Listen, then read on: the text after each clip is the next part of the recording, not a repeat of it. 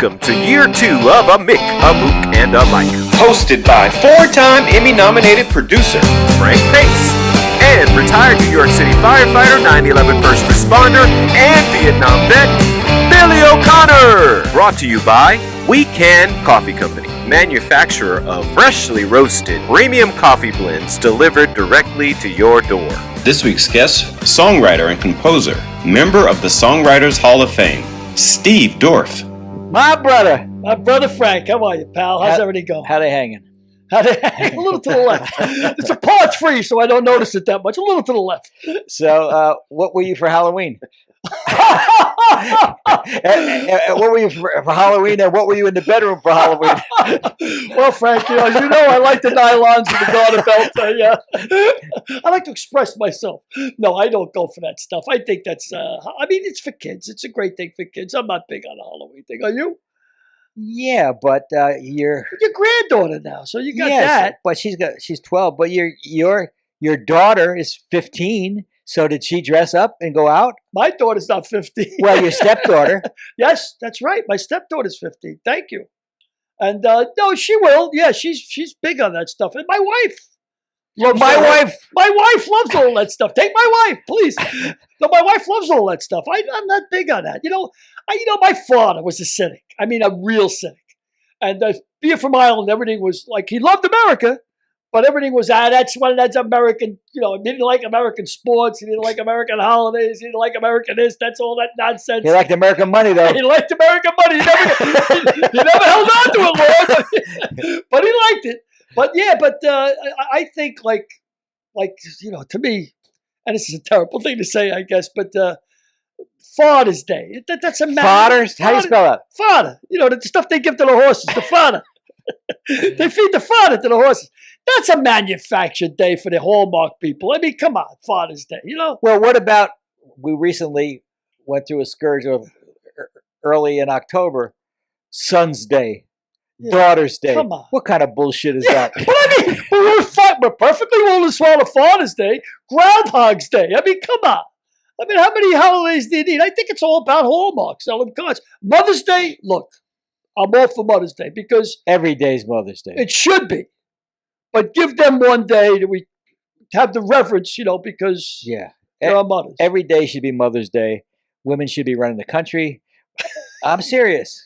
Yeah. Men have had their chance for 250 years, and they did nothing but screw it up.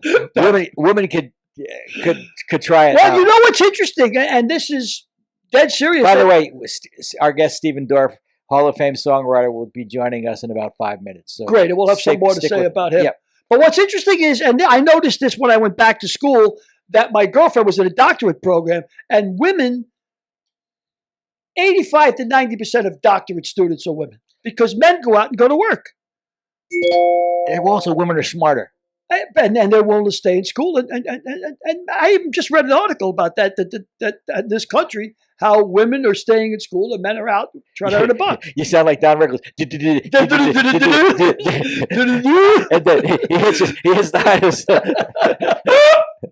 But yeah, so I mean, maybe, well, like you said, they couldn't do worse. And look, women have run other countries and been fairly successful at it. You think? Indira Gandhi, not bad. Certainly Chancellor of Germany, Merkel just stepped down. Yep. She did a hell of a job. I'm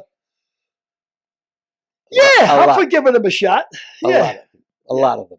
I wish a woman would show her head here that could be a good candidate for the Democratic nomination. You know what? One of the things, though, is, and correct me if I'm wrong, and I'm sure you will, but it seems to me that every time you got a strong woman, a woman who's independent, a woman who's successful, right away, she's a bitch. She's a bitch. Whereas if a man, well, he's just a tough businessman, But my wife, Karen, says that women are harder on women than they are on men. I would agree with it 200%. I think that's, Hillary got banged by women, right? She didn't carry the woman's vote. She got banged by women and men. Well, that was a metaphor, Frank. But I mean, she didn't carry the woman. I don't think she carried the woman's vote, did she? I think she did. Did she? Yeah. She didn't carry it by much. No, she didn't. Because I can't believe that two more odious people could be candidate for president than Hillary #2 and Donald Trump #1. Where do we get them from? I mean, that's another thing. I mean, it's like We these are make the them. best. We make them, and the only This reason is the best we could do. well, the only reason Trump won is because he was not one of them. Yeah. He was not one of them, Yes, that's true. and we found out how much he should have been one of them, and he really was one of them more than. Well, that's another thing that's bothered me. I see a lot more of these celebrities running, and all I can do as good a job as they can as a politician. And I'm not a fan of politicians by any stretch of the imagination. But, you know, these movie stars, just because they got a face or a name, I should be governor, I should be this. Maybe you should know the laws. But that goes back to George Murphy in California. Yeah, sure. Before Reagan. Before George Murphy, Reagan. sure. He was an offer, a dancer. But Caitlyn Jenner gives me hope. Well, because she got less than 1% of the vote in California with all of her celebrity. now, was she carry the men's vote or the woman's vote, or she carry both of them, or she both of them? She didn't carry either of them. Yeah. She got almost 0% of the So vote. when you check her box, it's neuter? Don't go there. I'm go just there. curious. Cut. You check the box of not interested. Not interested. That's definite. Not interested. And how many times have you heard somebody say, "I voted for the lesser of two evils"? Well, yes, but in Texas, I'm all for Matthew McConaughey running for governor because he could win it. He could win the governor of Texas. If he wants to run, I think he can win the governor of Texas and get that asshole out of office. Yeah, that guy's got to go. What do you say about the governor of Alabama? He took the COVID money to use it to build prisons. Well, Herschel Walker's running for Senate in Georgia. In Georgia, yeah. So, I mean, celebrities. It's celebrities. And the thing that gets me, well, again, I had an argument with a buddy of mine who's a conservative, right-wing guy, one of my dearest friends ever. We don't usually talk politics. But the other day he was talking about, I always had a dream one day you're going to become conservative. I said, sure, I am a conservative. Where are the conservatives? There's no conservative. Nation building is not conservative. Going trillions of dollars in debt is not conservative. There's nothing conservative about it. And, Gil and I go around and around. Right, and you're friends in both opposite sides of politics. The thing we disagree on is that I'm not arched to the left, and he's not, well, he may be more arched to the right than ever, but I'm firmly that 80% in the middle.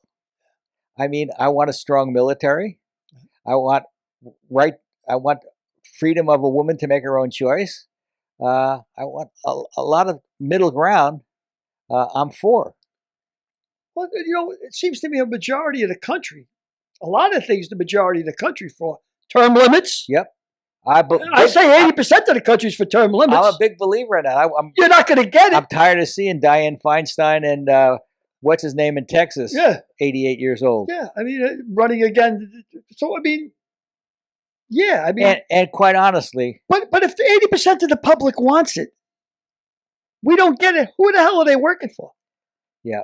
Well, as much as I admire Ruth Bader Ginsburg, I blame her for a lot of the problems in the country today because she should have retired and let Obama pick his own successor to the Supreme Court instead of hanging on and hanging on and hanging on and giving the Mitch McConnell the right chance to pick 3 Supreme Court justices. Yep. Yeah, and again, I know you can't say anything bad about Ruth Bader Ginsburg. But I'm going to say she's part of the problem we're having in the country today with the Supreme Court. And we'll have in the country for the next 15 years. I'm going to take up the Merrick Garland incident for a second. Do you think if McConnell would have let Obama appoint Merrick Garland, that the Republicans would have passed him, that he would have got past the Senate? I don't think so. I don't think they would have let him go. I don't know, but if Ruth Bader Ginsburg had retired 2 years into Obama's second term, they wouldn't have had any choice. Yeah, but they would have approved somebody that Obama had. Yeah, but the idea of like less than a year left, and consequently we should let the people decide. Well, that went out the window. That'll be nothing. Well, I had enough of this. Enough politics for sure. Why don't you tell us a little bit about Stephen? Why don't you read something on the back of Stephen Dorff's book? Well, let me tell the public who we're talking about here, our viewers, who Steve Dorff is, another one of your friends, and a terrific, I think he's going to be a terrific guest. He wrote a book called I Wrote That One Too, From Willie to Whitney. And obviously, Willie and Whitney don't need any last names. We know who they are. But the amount of people that he's written hit songs for is just astounding. And, well, on the back of his book, one of the endorsements, besides Kenny Rogers, is Clint Eastwood. And here's what Clint Eastwood said about our upcoming guest, Steve Dorff. He said, I met Steve Dorff when he was working with Snuff Garrett on Every Which Way But Loose. He was wildly talented and versed in every genre imaginable. Naturally, I wanted to work with him again, and we did. On Any Which Way You Can, Bronco Billy, Pink Cadillac, and Honky Tonk Man. Steve wrote some very clever original songs for those films and is a true master of his craft. And that's coming from Clint Eastwood. Pretty high praise. A true master of his class, indeed. Yes. Clint. I'll read one more by fellow composer Paul Williams. He said, heart, humor, and above all, authenticity are part of the audible art created by Steve Dorff. His iconic songs are born in the center of his chest, where clever never gets in the way of touching or honest. From Kenny Rogers through the years to Eddie Rabbitt's Every Which Way But Loose, Steve's Grammy and Emmy award-winning work is an American treasure. I'm proud to call him friend, as am I. Welcome, Steve Dorff. Wow. Hey, Frank. How are you, Steve? My name is Billy O'Connor. Nice to know you. A real pleasure. After doing research for you, incredible magnitude of your work. Unbelievable. Oh, thank you. And you sound like a fellow New Yorker. Yeah, but I'm going to keep my shoes on so I'll confuse you a bit. You won't know for sure. And that's Derek Harris. Hello. Hey, Derek. Hey, Steve. No, that's quite a set you've got there. Where is that? Well, It's in the studio, Steve. it's in the studio in my basement. Oh, cool. Okay. Is that Steve Dorff behind you on the wall? Yeah, that's a poster from one of the concerts I've been doing around the country behind my book. And, yeah. So, are they one-man shows, Steve? Is that... Yeah, I sit at the piano and kind of tell the stories behind the songs, and try not to make too big a fool of myself singing them. Well, your story starts in Queens, obviously. I mean, you grew up what part of Queens? Forest Hills, Fresh Meadows. Fresh Meadows, huh? So Billy used to run a bar in Queens. Oh yeah, I had a hot joint in Flushing for a long time on Northern Boulevard called Poets. Poets. It was an anagram for Piss on Everything Tomorrow's Saturday. Was a good joint. I had a good run there, though. But you left Queens at a pretty young age. I mean, first publishing. And how old were you when you got your first publishing deal? I was 16. That's and I got paid. I think it was $35 a week to write songs, and then I went to college because my parents didn't want me being in the music business full time, and went to the University of Georgia. So I left New York, and about 5 years after graduating there, I came to Los Angeles, and that's really where the career kind of got started. Well, I believe that, in our book, If These Lips Could Talk, I sort of profiled you in a chapter. I believe you were 16 and you wanted to be your parents wanted you to be a veterinarian? Correct. Do I have that right? So you went to University of Georgia to study veterinary school? Pre-vet, and ran into Chemistry 101, and that was the end of my pre-veterinary medical career. So Chemistry 101 ran into you, really? Yeah, exactly. Yeah, truth be told, I was always writing songs. I was writing music. I was sneaking away into the music school and trying to cut classes and write songs and sneak into the music curriculum, and I always knew what I was going to do. So it was just a matter of being able to get in be at the right place at the right time, which is really the story of my career. Well, so funny, of course, it's the story of my career also. Mm-hmm. I never knew what I was going to do. I just walked through any door that opened.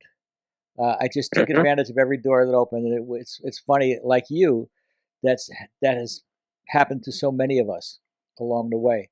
So you wrote your first hit song when you were at Georgia, right? That 5 years while you were in Georgia before you came to L.A., you were writing songs. Well, I was writing songs. I didn't have a hit until my first chart record I had when I was at Georgia. It was by a guy named Dorsey Burnett, who was this country singer, and the song I think hit 40 in the Billboard charts. And so I thought that's it. I've made it. And then of course. Like everything else, like the first TV show or the first movie or the first number one, you can't get enough. Then it's like, okay, well, I got to follow that with something. I've got to have another number one. I've got to get another pilot to score. I've got to get another movie to write songs for. So that's just the way of this business. And you ran into Snuff Garrett when you were at Georgia, correct? I was visiting Los Angeles, trying to find my way out there. I had enough money to last me about 10 days, and I had pitched demos around to different producers. And Snuff Garrett was the one who actually called me and asked me to meet with him before I was leaving to go back to Atlanta. And we met, and he said, why don't I bring you out here and you'll work for me? And that was the beginning. So you came out on a lark. I did. Well, he was a music producer, Snuff Garrett, right? And was it a particular song that catapulted his interest in you, or just your? Yeah, what happened was I came out here with enough songs and enough time to.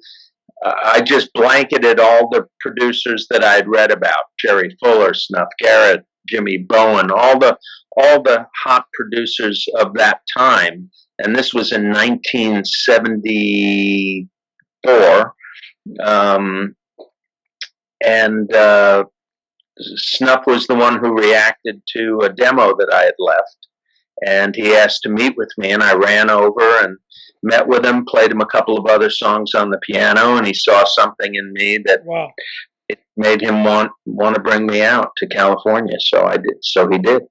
So there's a story that's going around that you wrote the first song for Clint Eastwood in 24 hours. Why don't you tell us a little about that story? Well, we actually wrote it in about 30 minutes. we had 24 hours to do it. I got a call one night from Snuff, and he said, I'm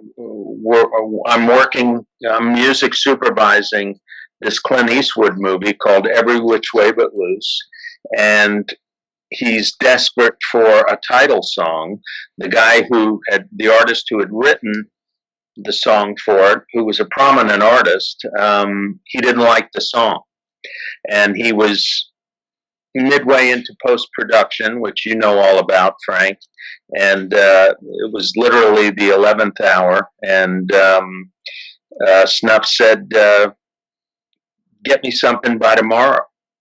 And I called Milton Brown, my friend in Mobile, Alabama, because I had no idea what Every Which Way But Loose meant. And he did. It was an old Southern phrase.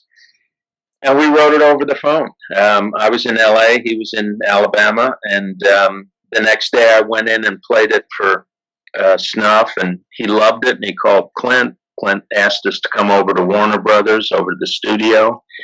And we went over there, and I played it on the piano for Clint. And he loved it, and that was my lucky day. I should have gone to Vegas. When you say we wrote it, so did Milton write the lyrics and you wrote the music? Yes, or- yeah. Milton Brown wrote the lyric, and I did the music. So how's that process work, Stephen? Well, it's different with every collaborator. Every song is different. I've written it lyric first. I've written it music first. I've written them sitting in the room or on the phone with the other writer, where we just bounce ideas off each other, and somehow magically the song appears. But you know when it's right.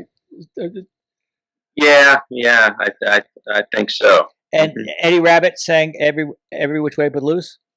Yeah, we got Eddie Rabbitt to do it, who was the hot young guy at the time in Nashville, and there was already an album, a soundtrack deal in place with Elektra Asylum, I believe, and Eddie was on that label, and Eddie did it, and it was just a huge hit, huge country and pop hit, and that was really when Clint heard the song and heard the finished record.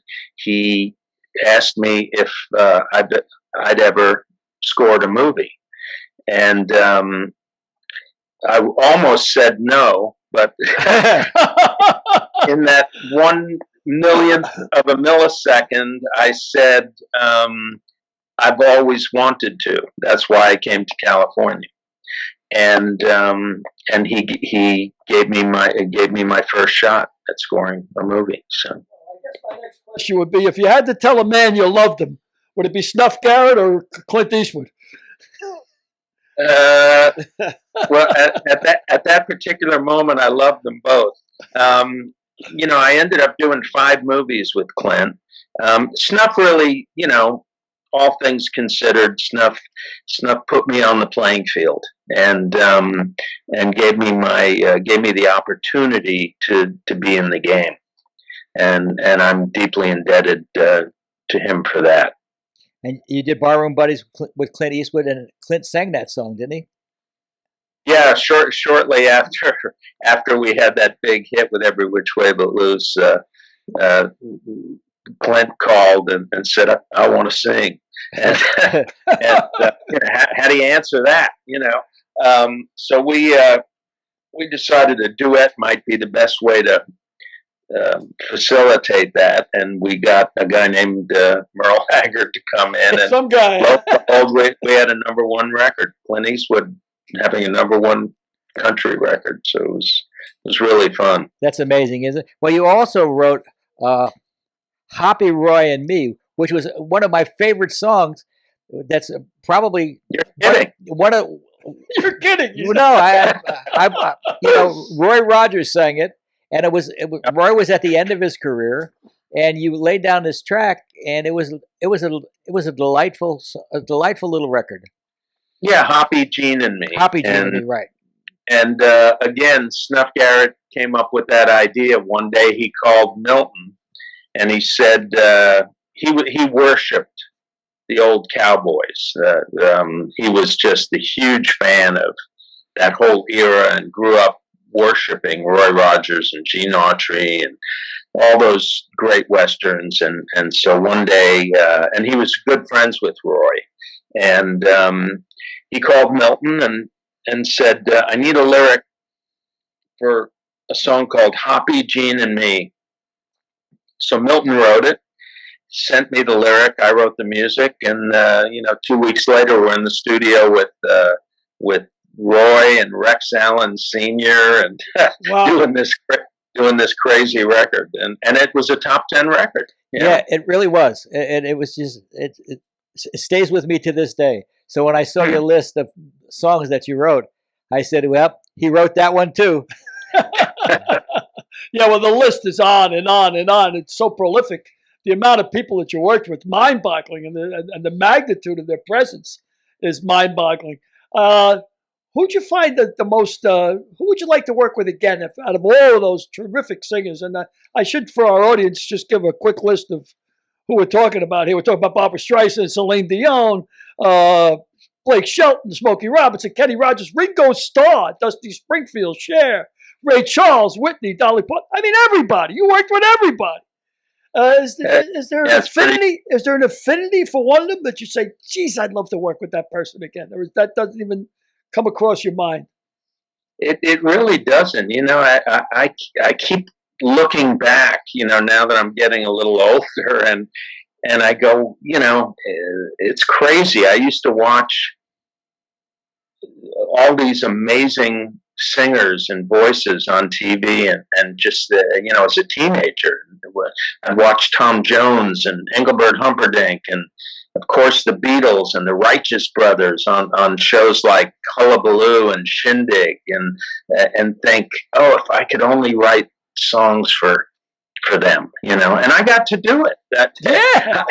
And I have, it's crazy, but I think that's what I'm most proud of, is the versatility of the career I've had, being able to say when someone mentions, oh, I love Tom Jones, or I love Petula Clark, or I love Wynonna Judd. I wrote for all of them, and I got the opportunity to work with the greatest voices of this or any generation, really. And what's really remarkable, and because of that, you were inducted into the Songwriters Hall of Fame in 2018. But we worked together on series, Murphy Brown. We worked together on movies, Babe Ruth, and you've written individual songs. You wrote for records. You're so versatile. And is there any difference between writing? Tell me, what's the difference between writing for a singer, writing for movies, or writing for TV? Well, there's a big difference between writing songs, which are, basically 3.5, 4-minute little musical movies that have to be sung by artists to get on the radio. When you're doing television or film music, it's a much broader palette. You don't have to have lyrics, so you're not really constrained to any meter or any firm, time limits or time constraints. I really enjoy the freedom of writing, for film and TV, and underscoring what's going on in the picture. You've also written a musical. You wrote Josephine. That has to be totally different entirely. I mean, and why Josephine Baker? Did you why choose that particular subject? We were approached. John Bettis and I were approached to do that, and did a lot of homework on the history of Josephine and on her life, and it was just such an interesting time period.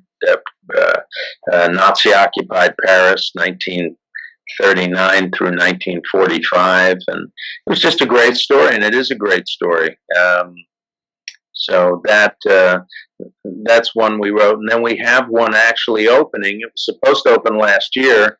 Pure Country, which is based on the Warner Brothers movie Pure Country, is going to open now in April of 23 at the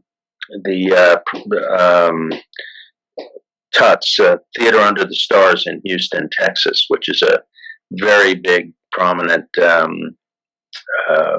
performing arts center. Well, that's great. And we talk about television. That's where you and I first worked together. You have written the music for Spencer for Hire, Murphy Brown, Singing Bee, Just the Ten of Us, Growing Pains, Murder, She Wrote, Columbo, Reba, and your films include Bronco Billy, Rocky IV, Pure Country, Tin Cup, and Honky Tonk Man. I mean, amazing. You must be exhausted. You're exhausted just reading it. I'm exhausted just reading it, and I didn't even read half of them. How often, you mentioned working with John Bettis. You worked with John Bettis on Growing Pains, didn't you? Yeah, John and I knew each other from the record business, writing songs, and John's a incredible lyricist, and John and I were writing and having success writing songs for artists. And one day my agent called and said, hey, there's this half-hour pilot they'd like to talk to you about writing a theme song for. And it was Growing Pains. And John and I wrote As Long as We Got Each Other. And Growing Pains went on to being the biggest hit on ABC for 8 years. And so out of that, I started getting calls. I got a call to do, I think it was Major Dad over at Universal, and then just the 10 of Us, which was the spin-off of Growing Pains. And then I met Diane English on a show called My Sister Sam, and John and I wrote the theme for that. And then when Diane created Murphy Brown, I got the call to come in and do that one. And of course, that one ran for 10 seasons, I think. And 30 years later, when I got the call from Diane, I immediately called Steve and I said, "You want to do the music? Because you're the guy we want." Yeah. Right. And we did it again. No, that was really fun. It was really fun getting to do that again. It was kind of a victory lap, for all of us, I think. Yep. Well, you talk about musical muscles when you're flexing from genre to genre. And you're like the Arnold Schwarzenegger of music. There ain't too much you haven't tackled. It's incredible to me, reading all your credits and the things you've done. So, Steve, what comes first, the song or the artist? Does the artist hear your song and then decide they want to do it? Or does he come to you and say, Steve, I want to, does Tom Jones, for example, come to you and say, I want a song for my next album? About 95% of the time, I just write a song and pray that someone, wants to do it. That other 5% of the time, I have been asked for specific artists to write something for. It's it can happen every way, but most of the time, I have a song, and if I hear that an artist is looking, I'll see if I can possibly get it to them, and hopefully they hear it and want to record it. And how do you possibly get it to them? Through an agent or through a submission process, or what's the process? Yeah, I'll either know the artist, I'll know the producer, I'll know the manager. Just because I've been doing it this long, that we tend to, if we do it long enough, we end up knowing who's who and what's the best way to get to so and so, what's the best way to get to this one, and that's generally the way it works. And you've uprooted yourself from Burbank. Now you're living in Nashville? Yeah, well, I was in Calabasas my whole career in Los Angeles, and 2 years ago I decided to make the move here. I was coming here 6 to 7 times a year to work, and with the advent of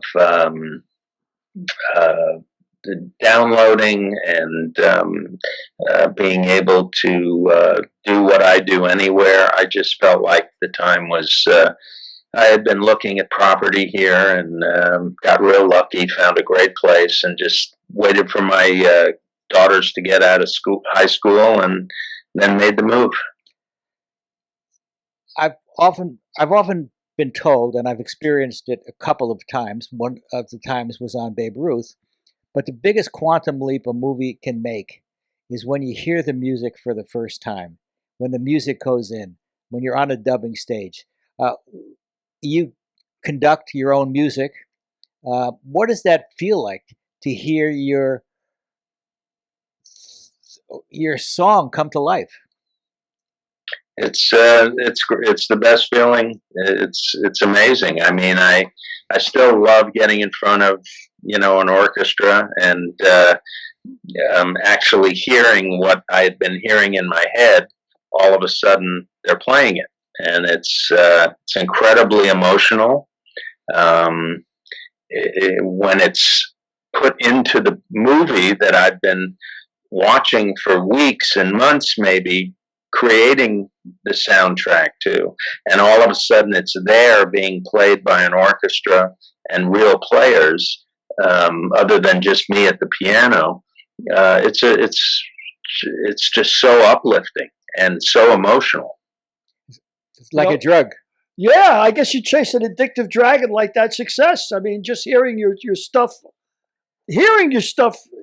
for a person in the rock and roll band, hearing on the radio for the first time, but to see it in a film, well, and that's when the movie becomes a film. I think we wrote that in a segment on you in If These Lips Could Talk. It's the soundtrack that when the movie finally becomes a film, it means so much. Yeah. Some films, like iconic films like Jaws and Gone with the Wind and The Godfather, the soundtrack is as much a part of the film as the movie is, without a doubt. Sometimes more. Sometimes more, yeah. There's no question there. I did see when I was doing research on you that melodies are in your head since you were a kid. Like you were always playing with melodies. Did that come to fruition later on in your career when you became successful? Did some of those melodies stick with you? Yeah, I think that's why I knew that writing for film was really where I was headed, because as a young kid, if I was in a snowball fight with four of my friends growing up in Queens, and you know what big snow drifts look like there. Yeah. My friends would all be hiding behind the snow drifts. I'd be in the middle getting pelted from every angle and musicalizing the whole thing in my head. And I would ask my friends, hey, how'd you hear that? And they'd look at me like I was nuts.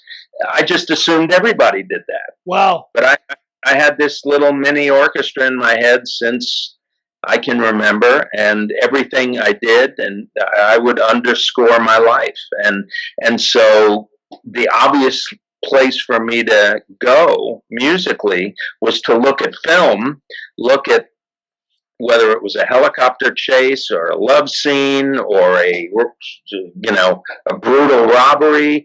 I was musicalizing that. And so that came very natural to me. That was as natural as breathing to me.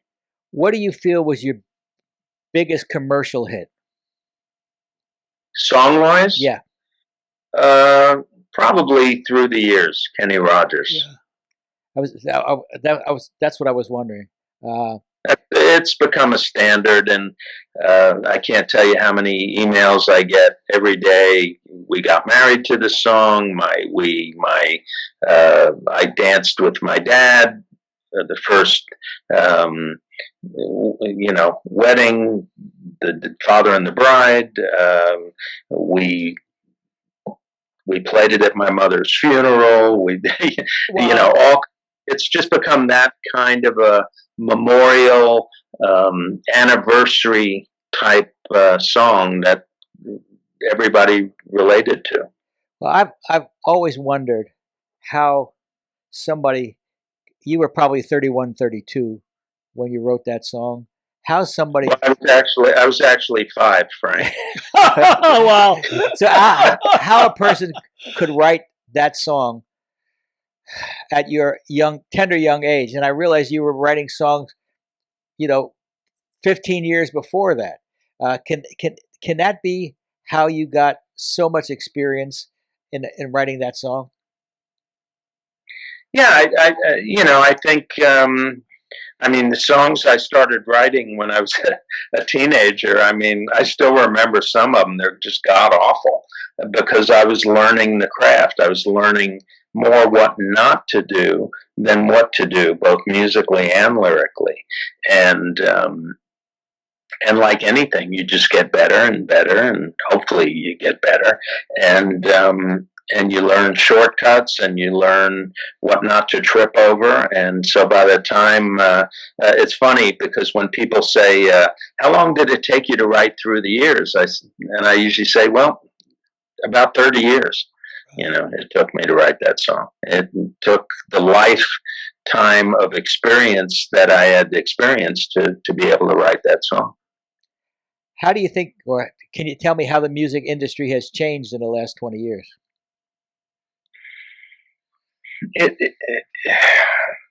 Well, it's changed a lot in terms of the mechanics of sales.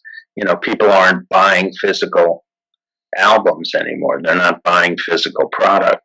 They're streaming it. The internet has changed everything. And with television, with film, I don't have to tell you how it's changed the film business, and it's the same with music. Also, with the advent of electronics and computers and samples and all the things that the new tools that we have to create these sounds and records and film scores, without having to hire an 80-piece orchestra. Do you still write the tried and true methods, successful as you've been, or do you try to adapt to all these new methods? I've adapted, I think, in terms of production, the getting the finished product, but my process of songwriting is still the same. I still sit at my Yamaha piano and just crank it out. Who do you admire the most? Which songwriter, say, influenced you the most, or did you admire the most? That you think, any particular body jump to your mind, or just a student of the whole game? Yeah, so many. I think my idol that influenced me the most, it was Burt Bacharach. Wow. Good role model. Yeah, not bad at all. Bert's 90, I believe he just turned 93, and he's still doing it, So. Well, just looking at the wide range of people that you worked at, of course, they're all household names. There's so many just icons. Who'd you find the most interesting to work with? Do you work directly with these people, or do you send them a song and do you back and forth it once they decide to take the song? Yeah, a lot of different ways. Most of the artists that have recorded my songs, I've met, or I know, or I have worked with on the projects.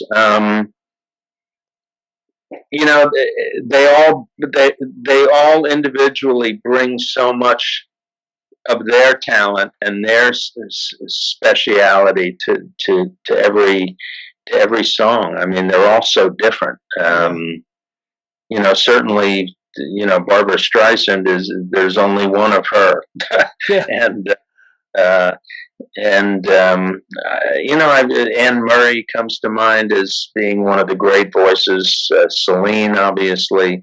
I never got to work personally with Whitney, but she recorded one of my songs, and I got to meet her briefly at an awards show.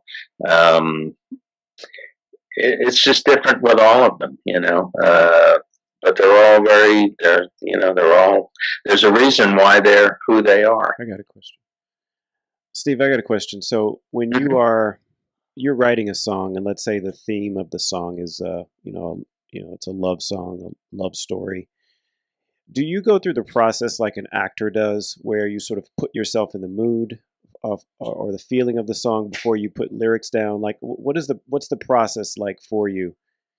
How do you get yourself to bring that sentiment out in the song itself? That's an interesting question.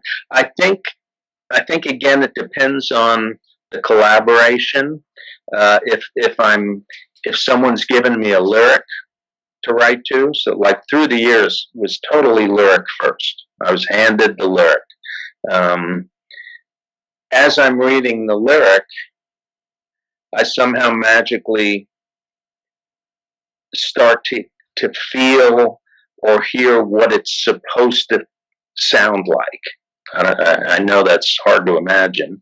And then by the time I get to the piano to kind of suss out what I'm feeling or hearing, I just start playing it. And, and then I'll tweak it. There may be a chord I go to that I'll go, I can do, and gradually as the song comes together, and is about 85% done in my mind musically, then I'll start to fine tune it, maybe change a chord here or there, maybe alter the melody, maybe change a line of the lyric to make it a little, to me, it's a process. It's kind of like building anything, building a house, writing a script. So is it fair to say that your subconscious, like the writing comes from your heart, and then the tweaking later on comes from your mind? No question. No, that's a good way of putting it. Yeah, I feel the song. If it's a sad song, I just instinctively know where to go with it. If it's, I'm writing. You trust your subconscious to bring you the good stuff, the stuff that's heartfelt. Yeah, absolutely. Steve, you obviously been very successful. What do you take more pride in, your success or the success of your son? That's a great question. And your son is Stephen Dorff, obviously. Yeah, Stephen's an actor. Successful actor. My other son, Andrew, was an extremely talented songwriter who was on fire. Unfortunately, he met in very untimely passing. Very sorry. We lost Andrew 4.5 years ago, and but yeah, I don't think of it that way. Obviously, I'm extremely proud of Stephen's work, of Andrew's work. I have a daughter, Caitlin, who's now singing and starting to write songs, and it's just great. I love watching that process. Of course, Stephen is hugely successful and working nonstop. But I love his work, and I try to be as objective as possible. I sometimes look for something constructive that I can say to him about something, but it's hard to, it just does really good work. Well, but I'm to answer your question, Frank, obviously I'm extremely proud of my kids, and whether they were successful or not, as long as they're good people, but they are all in the entertainment world, and so that's kind of fun. Well, let me ask you: do you think that made it easier for them, your success? I know it didn't make it easier for them to succeed, because success in this business is incredibly hard, but baseball players or athletes have a proportionate number of sons or daughters grow up to be athletes. Do you think you're being a role model for them made it easier for them to see how to succeed? Not any easier to succeed, but it made it easier to see, hey, my dad did it, I think I can do it too. Yeah, I think so, because they of course, they have to have the talent and the ability. Of course. Right. And I would be the first one to tell them, you know what, do something else. But I think being raised in it, being exposed to what they were exposed to growing up, yes, certainly helps, even subconsciously, to see how I did it. And hopefully they picked up some of that. And hopefully it worked for them. So let me ask you this: the first time you walked in to see Clint's office, you had no experience with working with an actor or a person who had that high a profile. Nowhere close. Yes, and your kids had the ability to watch how you learned to work with all those people, and they weren't quite as intimidated as you would have been the first time you walked in to Clint. Would you agree with that? Yeah, that's fair to say. It's funny when you mentioned that. It just triggered a memory that I hadn't thought about. I remember calling my wife Nancy at the time and saying, "I'll be home in 15 minutes. Clint Eastwood is coming over because I need to play him something. And she screamed and hung up the phone and then called me back and said, you can't. I'm leaving. I said, no, I just have to show him this thing and I don't have it with me. And sure enough, Clint came over. I was living in North Hollywood at the time in a very modest little house.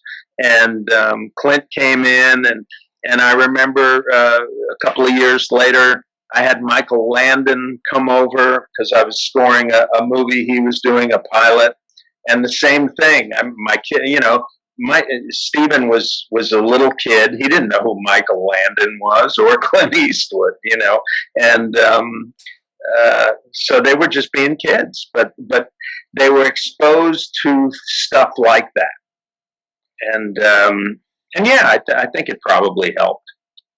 Well, it might opened up some doors, but we have a saying occasionally on the show: "With alligators raise alligators." You have to have the talent, and obviously your kids have the talent too. And I'm very, very sorry to hear about your son Andrew. That's every parent's nightmare, of course. I mean, as a parent myself, and I mean, I just can't imagine the pain. But it must have been so gratifying for you to see your son induct you into the Hall of Fame. And I saw the speech that you made and his speech as well. And both of them were so emotional and so real. So thank you. Really, it was a wonderful thing to see as a parent. Is there anything else, Derek? Do you have any other questions for Steve Dorff? Billy, do you have any closing comments? I got a quick one. Just growing up as a kid in Queens, and you're talking about playing in the snow mounds and everything else, and I got to feel that had to help you enormously when you're meeting all these different people along the way, because it's such a melting pot, New York. Growing up in the streets of the Bronx, I know exactly. Like, I grew up with every kind of ethnic person you can meet, and I think it gives you a talent later on to get along with people. I think it does, anyway. Yeah, I mean. I still remember Pete Langoni and Jeff Peneghetti wanting to beat me every day. I'll never forget those names. No, I'll never forget those names. How can you? One of them liked the girl I was dating, and I was 15 or 14, and he wanted to beat me up to show my girlfriend that he was tougher than me. But yeah, I grew up with a real melting pot of friends, and from all colors, all religions, and it's just when you grow up in New York, it's definitely a unique experience. Yeah, it's funny. You remind me of a story that Perry Rogers told. Perry Rogers was a high school best friend of Andre Agassi, and he played on a tennis team. Andre was beyond him, of course, but they sort of they were 15-year-olds, and they sort of liked the same girl. So the girl came out to the tennis courts one day, and Andre said, "I'll play you left-handed." So he played Perry left-handed. Perry didn't get a point off him. So beat his brains out left-handed. Beat his brains out left-handed just to show up for the girl. But it's funny that you talk about the kids you grew up with, and you still remember their names, and I'm sure they still remember yours, whether you were successful or not. Because, I mean, if you were Stinky, if your nickname was Stinky, you could be the CEO of IBM. You're always going to be Stinky. That's it. That's who you are. That doesn't matter how much money you make, how successful you are. That's the New York thing, I think. Well, the great thing I've come to realize as I'm now in my 70s is that I can do the same work that I was doing in my 30s and 20s and do it just as well as as before. And the same goes for you. You've got a lot more hit songs in you, and I'll look forward to hearing them and seeing your work and listening to your work, because it's been a treat for all these years. Yeah, thank you, Frank. And it's always been fun getting to work with you on stuff. And by the way, I got to mention this to you. I was in Los Angeles last week just for 3 days, and I'm sitting at Coffee Bean having coffee, and this guy comes over to me and he says, "Steve," and I look up and I'm going, "Oh my God, I know this guy. It was Joey Scott. Oh, yeah? Remember Joey? He was associate producer on Growing Pains, and now he's been a producer at Disney for some years now. Yeah. But yeah, he's a good guy. Yeah, and I told him, you know, because he was asking me, do you ever see any of the, you know, I said, yeah, you know, Frank Payson, I worked on Murphy Brown again. I talked to Frank. He said, please say hi to him. And Steve Papazian said to me, please say hi to Stephen Dorff. Oh, cool. Well, that's cool. Well, thank you guys for having me. This has really been fun. Great. I'm glad you liked it. Terrific guest, man. Glad you liked it. Real pleasure to meet you. Really a pleasure. Thanks so much. An honor. Be well. Okay. Take care, you guys. Take care, Steve. Bye-bye. Bye-bye. Pretty good guy, huh? Terrific guy. I love the New York touch too. When we talked about that you know. But imagine being 5 years old and there's a snowball fight going on and you're conducting the orchestra in your head. I mean, you know, that's not like normal. Yeah, that's unique. I mean, unique. You know that this is where this guy's going. I mean, that's like. I mean, I've never heard of anything like that. Can you imagine? But I know a lot of songwriters hear songs in their heads, and they've been hearing songs for all times. Same thing with writers. Same thing with, you know, all artists sort of. But at such a young age. I mean, it's mind-boggling. Well, you know, look at the Beatles. The Beatles were 16, 17, 18 when they were writing their first songs. Yeah. I mean, okay. She Loves You, yeah. Was not exactly, but not the White Album, but they evolved to the White Album within 10 years, and they were still writing the White Album when they were 26, 27 years old. But, you know, I wanted to talk to... Dylan was writing songs about, well, who knows?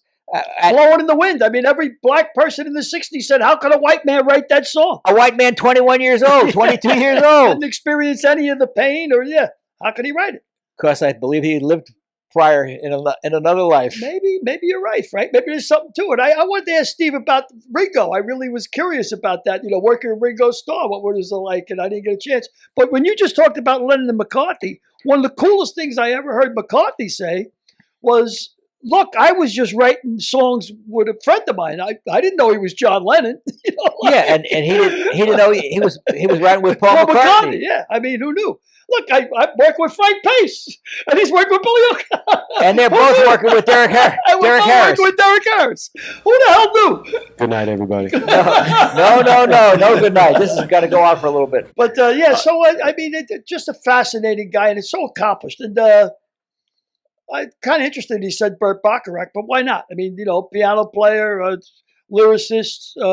Yeah, he could have just as easily said Paul McCartney. He could have, or just as easily said Frank Sinatra. Yeah, because you know Sinatra's out of the same era as Burt Bacharach. So I really like the fact that I really like that answer, Burt Bacharach, because it comes from a more musical time in our experiences. Yeah, I don't. I wish I was more rounded in music. You know, I mean, I unfortunately, I remember putting up a Facebook post once, and I said, I'm on a real Dylan kick lately. I'm on a Bob Dylan kick. Right. For the last 30 days, and somebody put underneath, I've been on a Bob Dylan kick for 60 years. You know, like I have a tendency to latch on to say the Beatles or the Dylan or, you know, stuff that I like and rehash it and rehash it and rehash it. Where Derek is always listening to new stuff. And well, you as well. I like Little Nas myself. Yeah, you always listen to we know he's a Little Nas guy, yeah? I do like Little Nas. Yeah. A real Bronco Billy. Well, you guys are more well-rounded. Did you than like his I am. last video? Yeah, I did. Whoa. Little Nas. Oh.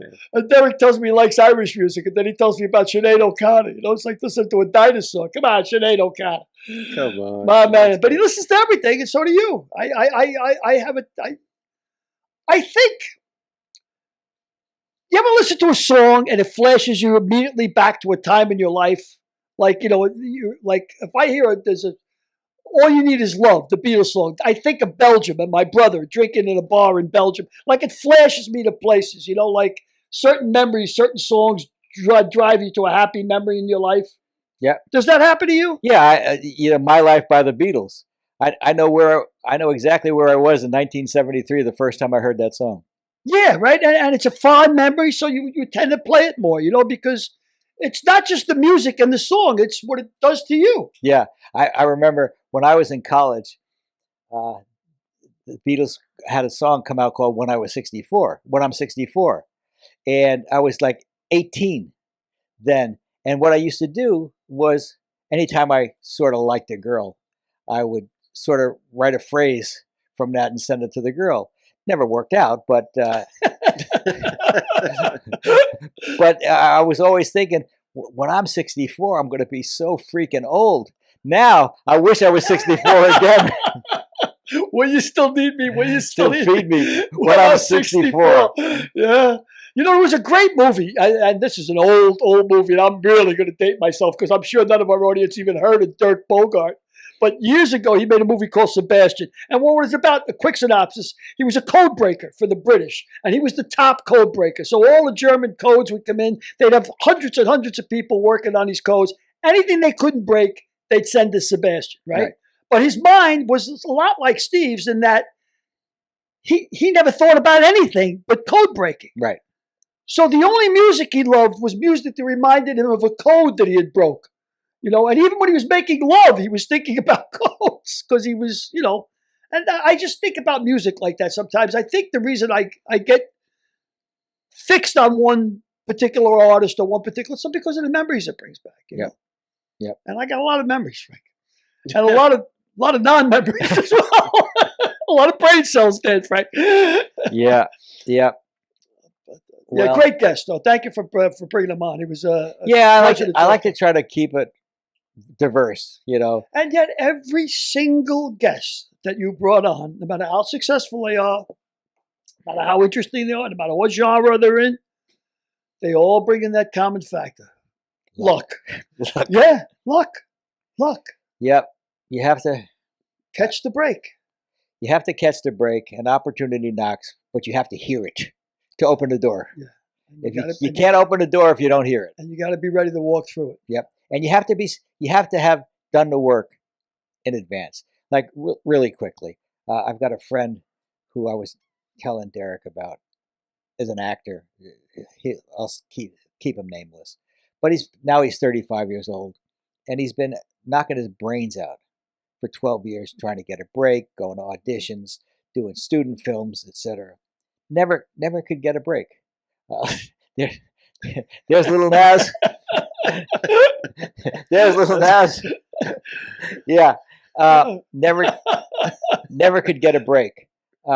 This year he's gotten a big part on a really big show, and he's got a recurring episode. He's got a recurring part on a big episode on a big series, and after 12 years, he's an overnight success. That's the attitude. Yeah. Right? After 12 years, he's an overnight success. Yeah. Rodney Dangerfield, after 40 years in the business, he's an overnight success. Yeah, it's like somebody said to me, "Why don't you write a book?" years ago, and I knew enough words.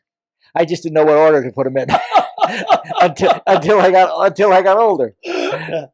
But I knew enough words. Yeah. Well, that's the infinite amount of monkey sticks.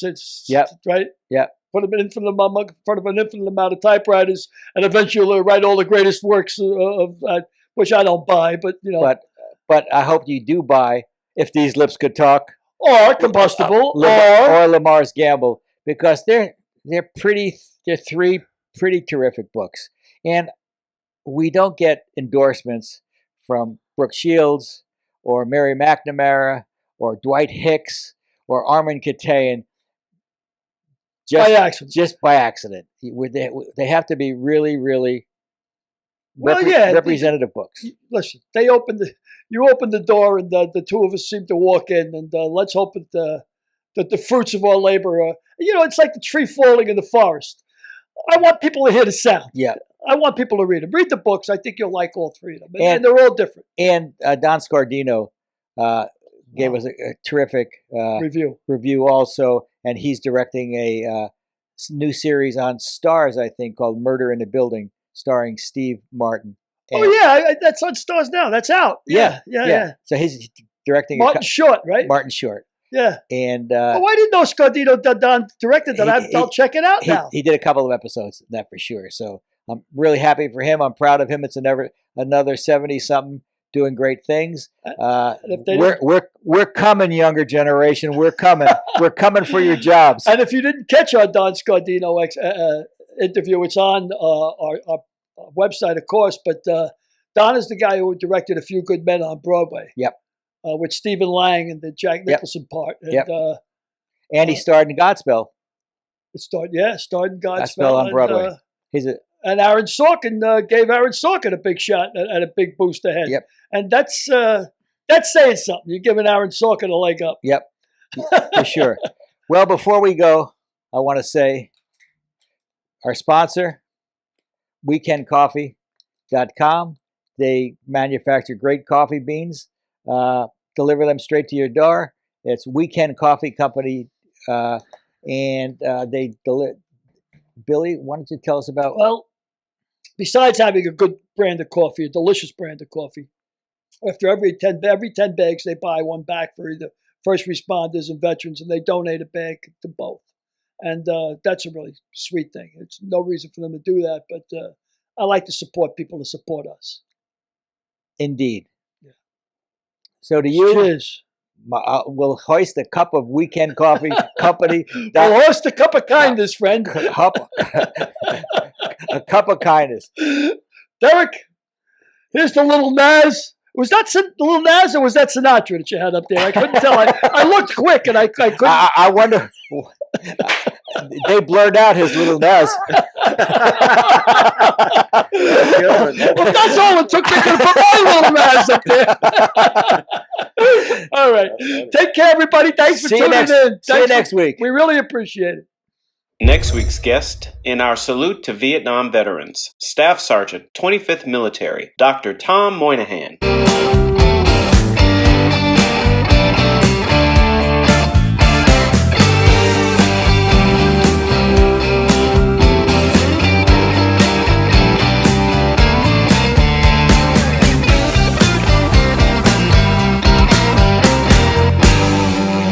We'll see you next week.